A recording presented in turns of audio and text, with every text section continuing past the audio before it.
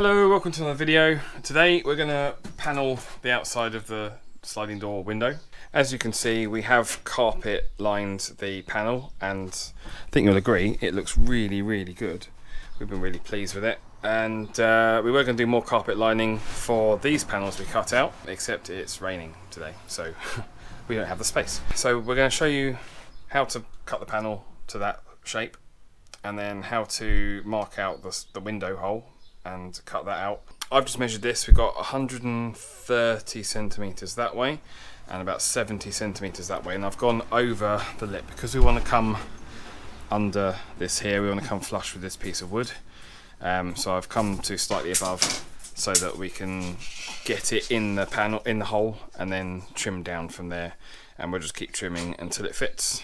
So that's out here measuring up. And as soon as we're measured up, we'll start cutting.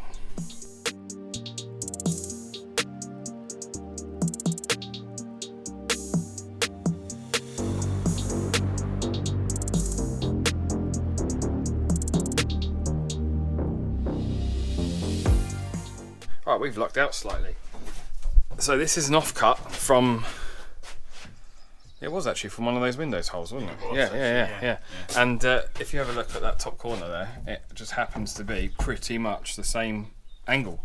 So what we're going to do is put that on there, mark it out, and cut out that corner so we can fit it in there. It is also the same radius as that corner and very similar to that one. So this is going to give us something to start with. That should allow us to hopefully make this panel a nice good fit.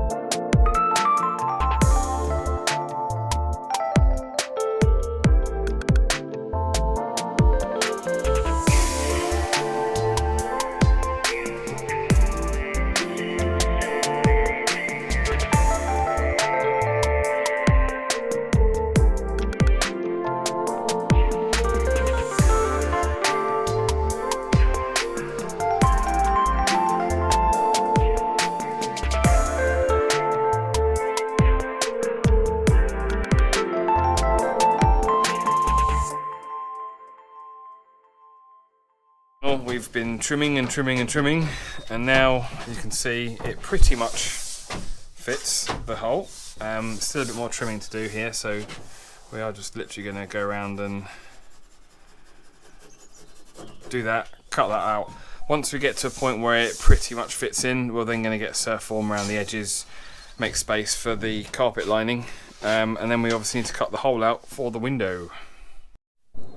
So now we've got the board trimmed to size. If I come under here, what I'm going to do is just basically trace the window outline with the pencil.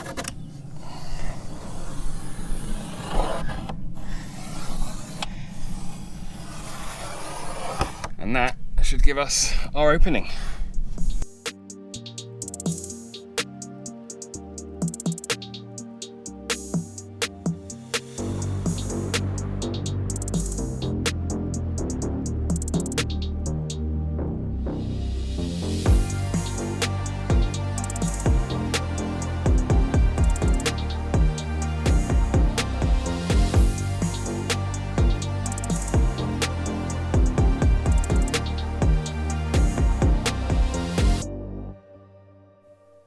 Panel cut out pretty much where it needs to be. Might need to just trim some edges, but we'll be ready for carpet lining.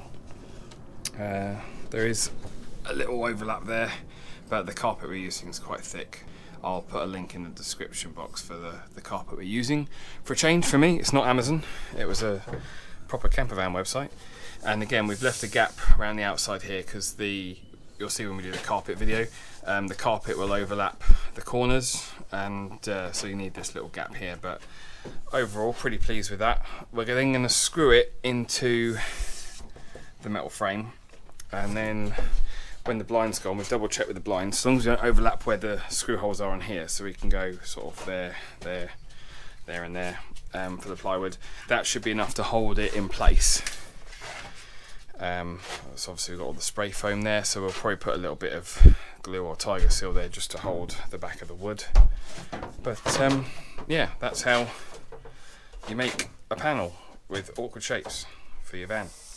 We've obviously got that panel to do. We've got to make that one like we have on this side.